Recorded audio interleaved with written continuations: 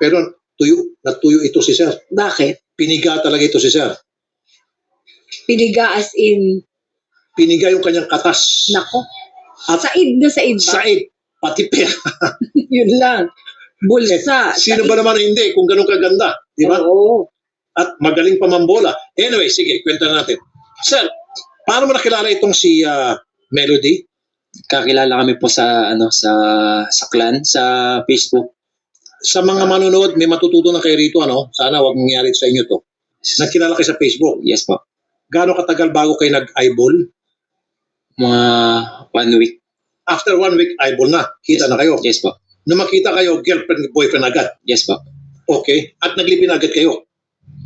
Hindi pa naman. Bali, kita-kita pa lang. Tapos Kita-kita. pag-usapan namin maglipi. Maglipin. Kumuha ako ng boarding house.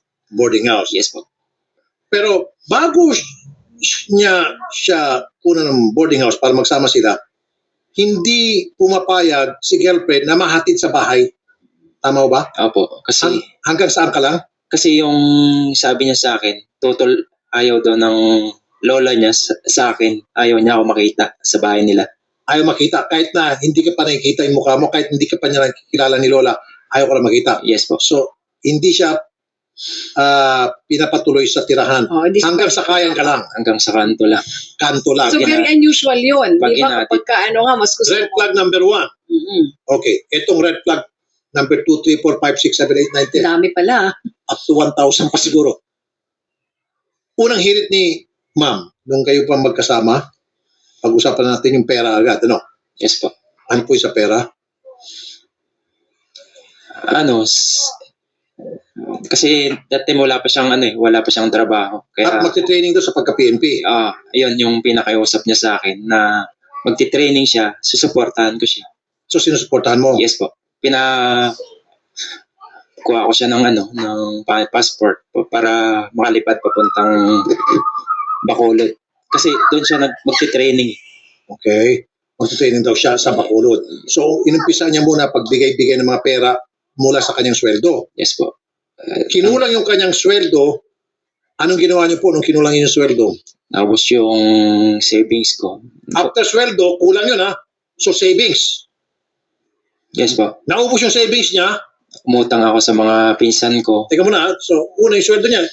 Nasaid. Oo. Hanggang sa magkasyaban siya. Kinulang pa rin. Kinulang. Kabibigay doon kay Melody. Ngayon, Hindi pa rin sapat. hindi pa sapat. Savings. Mm-mm. Nung masaid na yung savings niya, kulang pa rin. Kulang po. Kasi Ngayon, nag-utang siya sa pinsan. sa pinsan niya. Yes po. Ibinigay niya yung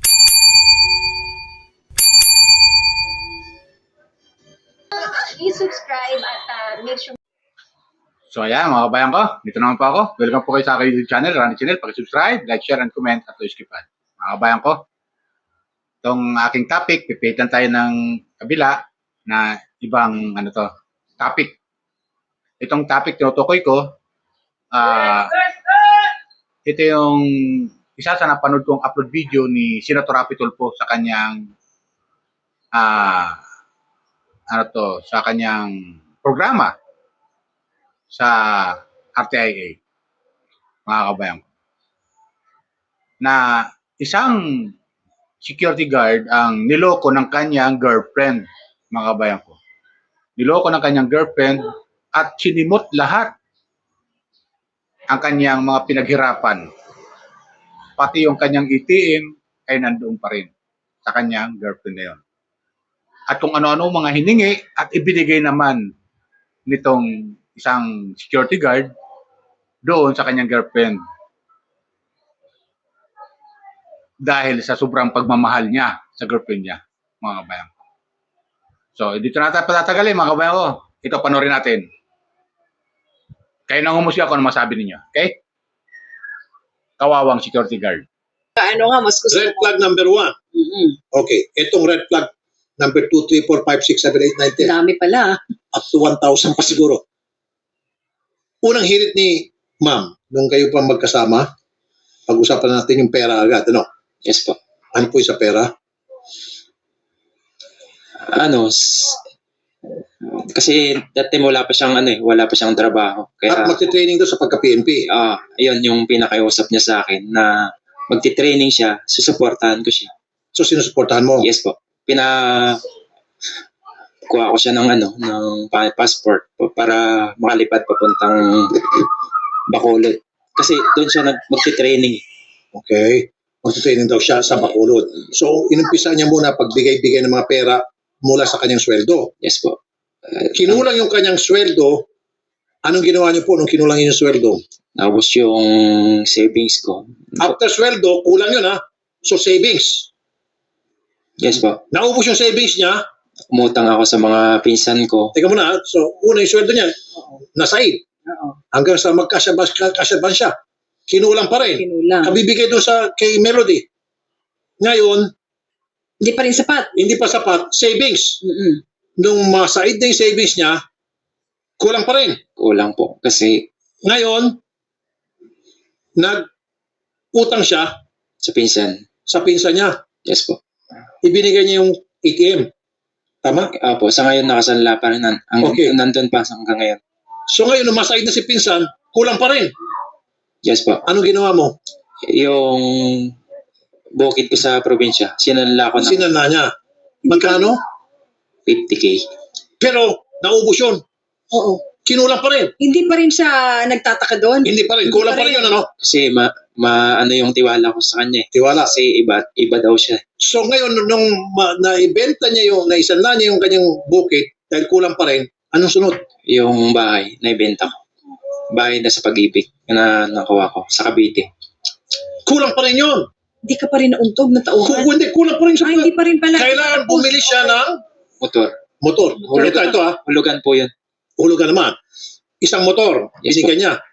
Pero kulang yung isang motor. Palaging kulang. Kaya sabi ko, itong si Melody, dapat apelido niya, Melody kulang. Hindi na ko kontento. Hindi isang motor, Nins. Nagpabili pa ng pangalawang motor. Oo. Dalawa lang motor. Para saan yung pangalawang motor? Para sa drug racing daw niya. Kasi magda-drug racing daw itong girlfriend niya. Wow, wala rin luho ah. Okay talaga, no? Wala Kita kang mo? luho. Dalawa ang motorsiklo ha. Wala na ng trabaho. Palamunin. Sinusuportahan lang ito. Kailangan dalawang motor. Pero may purpose kung bakit dalawang motor. Mamaya may paliwanag Sige, natin. mamaya pa. So, hindi pa siya nakahalata. Mm-mm. Meron na bang nalaglag dyan sa upuan? Tingnan mo mga netizen. So, kulang pa rin yung isang motor. Oo. Kailangan pangalawa dahil drug racing. Humirit na isang cellphone. Cellphone saka laptop. Teka muna, isang cellphone. Ano Kulang, kasi? sandali lang.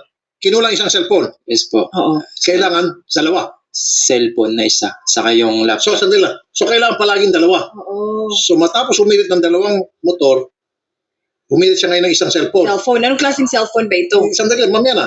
Ngayon, Second hand po lang. kinulang siya sa isang cellphone. Sino sa kanya, bigyan pa ka isa pang cellphone. Okay. Dalawa. Dalawa. Dalawa. Bakit kaya? Ngayon, kulang pa rin, di ba? Sabi, kulang yung gadget ko. Kailangan tatlo. Ano yung pangatlo hinili sa'yo? Yung Laptop. Sa laptop kasi yung gagamitin raw niya sa exam sa pagkapulis. Kaya kinuhanan ko siya kahit second hand lang. Ang daming mga nahirit sa kanya. Sabi, bahay, bukid, Ngayon, eto ngayon, Nins, naibigyan niya lahat-lahat dahil sa sobrang pagmamahal. Pakita ulit natin picture. Yan, pakita natin, no? Yan. Yan yung kanyang mahal. Yan yung kanyang love na love. Siguro habang nagbibigay siya ng pera, tinitingnan siguro yung picture ni love. Yan. Eto ngayon, one day, isang araw, nagtingin siya sa Facebook, ayan na, kaganda nga naman talaga ni Ma'am, ano? Kinasal na. Bakit? Naubos na lahat sa akin. Kailan mo lang nalaman? Sandali lang, pakita natin. Pakita natin yung picture. Tapos sabi niya sa akin, Sandali lang, pakita Ay, natin hindi yung pa pala tapos doon. Sige. Ayan. Hindi, yung picture na nakaharap. Di ba? Nakatalikod yan eh. sabi niya, Yan, nakita mo na lang. Sandali lang. Nung makita niyo po yan sa Facebook, tinext ko siya kung bakit. nung nakita niya, bumulaga sa inyo. Pero paano niyo po nakita yung yan sa Facebook? Nag-open ako ng Facebook. Bali naggawa ako ng ibang account eh. Bali naka-block kasi ako dyan sa ex niya. Sa ex niya naka-block kayo. Yes, po. Alam mo na may ex pala siya. Yes po. Pero akala mo, wala na sila. Wala na sila. Kasi tiwala ko sa kanya. Iba daw siya sa babaeng nakilala ko. Huwag daw siya itulad sa ibang mga babae. Yes po. Okay din yung dialogue. Ano? Huwag mo ako ibahin sa mga dati mong girlfriend, kakilala mong mga babae. Iba ako. Yan ang, Kakaiba nga siya. yan ang palaging dialogue ng mga babaeng gagawa ng kalokohan sa bandang huli. Anyway, nung makita niyo po yan, parang yung mundo gumuho. Yes po. Nagulat ako kasi ang sabi niya, edit lang daw yan. Ano sabi niya ho? Edit lang daw. Edit. Inedit lang. Yes po. So, ibig sabihin, hindi totoo yung picture. Hindi raw totoo. Kumbaga, inedit-edit lang. Yes po. Nag-post siya. Parang fake, sabi niya. Yes po. Edit lang siya na fake. Edit na fake. Yes. Nag-post siya. Yes po. Nag-tag siya. Yan, mga ganyan. Question ko yan sa kanya tapos yun. So, Edit lang daw siya, nag-tag siya. edit lang yan. Yes po. So, naniwala ka nung una? Naniwala ko nung una. Aba. Okay. So, anong ginawa mo? Nung sabi niya, edit lang yan, naniwala kayo, Tapos, humingi ulit ng pera. hindi na. Hindi na. Kinokontak ko na, yun, hindi na makontak. Ayun. Melody Eugene. Hindi na siya makontak. Hindi na siya makontak. Yes po, lahat ng mga contact niya. Kanina panis natin siya tinatawagan, yung girl. Una, natawagan ni Odette. Umayag siya mag-interview. At meron nga naman daw siya sa side niya. Dapat na mapakinggan yung side niya. Sabi ni Odette, sige, why not? Kaya nga namin ikaw tinatawagan.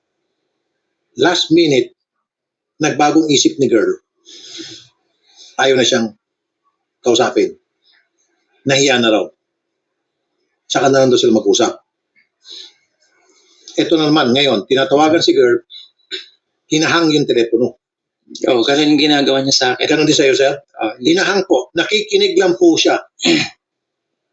Pinakikinggan niya po tayo, pinanonood niya po tayo. Yan o, hinahang niya. Simula ang question ko yun yung post nila sa kasal. Yun. Pinatay na yung cellphone. Contact. Okay, siya po ay isang SG pa rin. Yung asawa niya. Asawa niya, sir. Magandang hapon po sa inyo, Mr. Peter Andaca Jr., Admin Officer ng Pacer Security Agency. Sir Peter, magandang hapon. Okay. Hindi, sir. Magkasama sila ngayon sa Pacer Security. Hindi ko lang po sure. Na-check po ni Odette. Tama, Odette? Magkasama sila? Active. Yari na siya ngayon, sir. Yari ito. So wala sa PNP. Hindi totoo. Hindi pala. Hindi, gusto mag-training. Ginamit lang yon. Pero sinisiguro ko po sa inyo, hindi na matutuloy yung kanyang pagiging trainee sa PNP. Gagawin ko po lahat, langit at lupa. Napaniwala niya ako ng halos Hukayin po natin, aabutin natin. halos na buslat sa akin sa ginawa niya. Yun. Para hindi ho siya matuloy sa pagka-PNP. Kasi kung matuloy itong babaeng ito, madadagdagan naman yung mga tarantado sa PNP. Sigurado. Mr. Peter Andaca Jr., Admin Officer, Pacer Security. Magandang hapon po, Sir Peter. Mr. Andaca? Hello, sir. Sir, si Rafi Tulfo po, sir. Yes, sir. Ganda pa lang boses nyo sa pero Thank you, sir. Sir, SG nyo pala itong si Melody Banyola. po? Yes, sir. Apo. Hanggang ngayon, ano po? Yes, sir. Apo. They At saka- were recently activated just today and they were deployed given back to duty today po. Kasi galing sila. Kasama niya po yung kanyang mister. Yes, sir. They were, just came from vacation lang, sir, eh. Galing lang nila sa bakasyon at ang napaalam nila dito ay sila ay Nag-honeymoon siguro. magpapakasal na. Aha, aray ko. Alam niyo na pong dahilan kung ba't kami napatawag, Oo, sir? sir, Rafi, nabanggit po ni Ma'am Odette, pero with regards to their personal, hindi ko po talaga alam unless alaman ko kay Ma'am Odette, eh. Kaya nga po, nakikinig ho ba kayo kanina pa sa amin o ngayon lang kayo? Hindi kayo nakamonitor kanina. Pasensya na po, sir, pero hindi po. At, Kasi sir, po, ang kinikwento ko, okay, mabilisan na to, shortcut. Opo. Itong si Melody Banyola, naging girlfriend ni SG Rodel Lizardo. Inubos niya ho lahat ng pera niya, ari-arian, lahat-lahat. Hanggang sa pigang-piga na itong si Mr. Lizardo, wala na maibigay sa kanya. One day, pagbukas niya ng Facebook, nakita na lang niya itong si Melody at saka yung si Eugene, kinakasal na.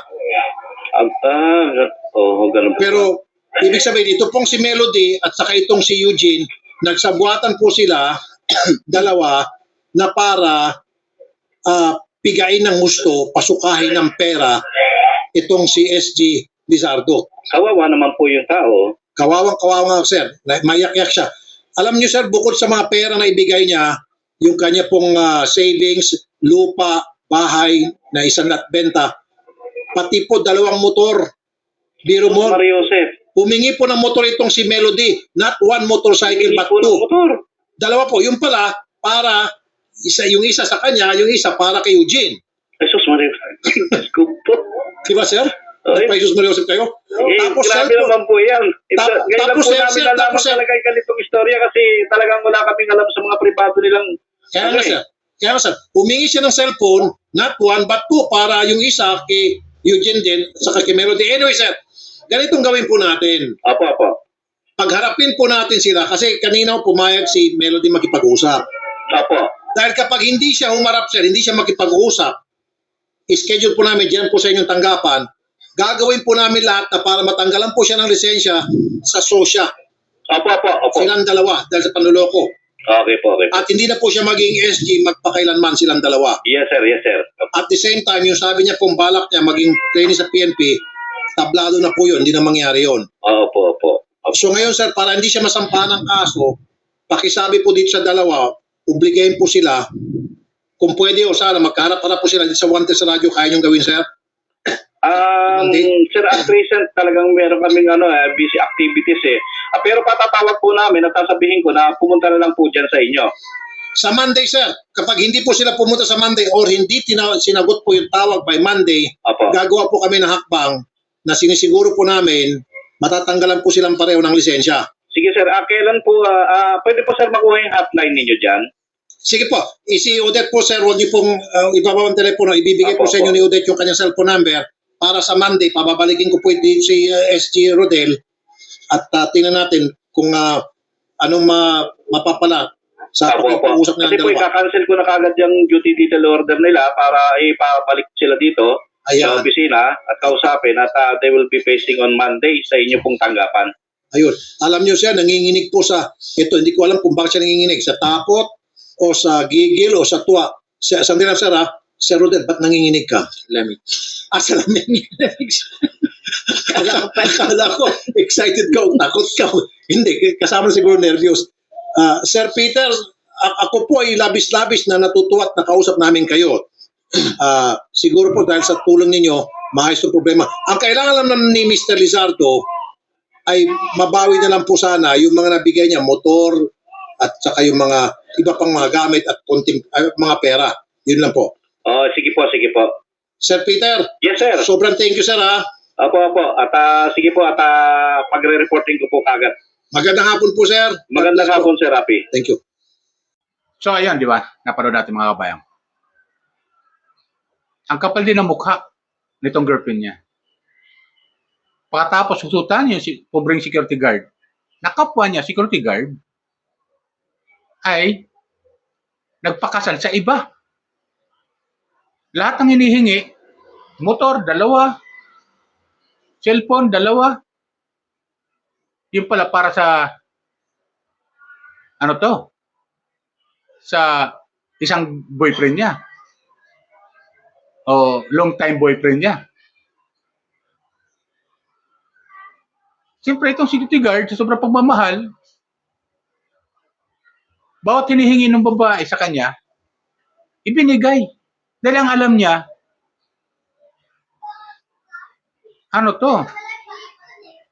mahal din siya.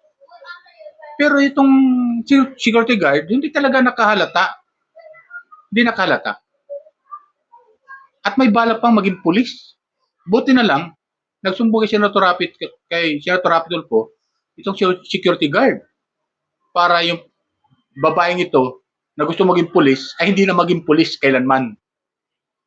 Tanggal pa sa pagka-security, tapos tatanggalin yung kanyang security license. Di ba? Hindi na naawa. Doon nagpakasal sa unang boyfriend. Ang masaklap naman dito sa security guard na to, alam pala niya na dating na may boyfriend to dati. Ibig sabihin, ang hindi niya alam na sila pa rin ng dating boyfriend at niloko lang siya. Di ba? kawawang security guard. So ayan, mga kabayan ko. Ano masabi niyo? Comment lang kayo ha. Dito sa aking YouTube channel. Like, share, and comment. At Noisykipad. Okay? Yan lang po. Bye. Ingat po lagi. Pagpalain po tayo ng pumikapal. May matututunan dito yung mga manonood. Lalo yung sobrang nagmamahal. Lalo yung sobrang nagmamahal sa kanyang minamahal. Mapababae man, mapalalaki. May matututunan dito. Okay? Yan lang po. Bye. Ingat po lagi. Pagpalain po tayo ng pumikapal.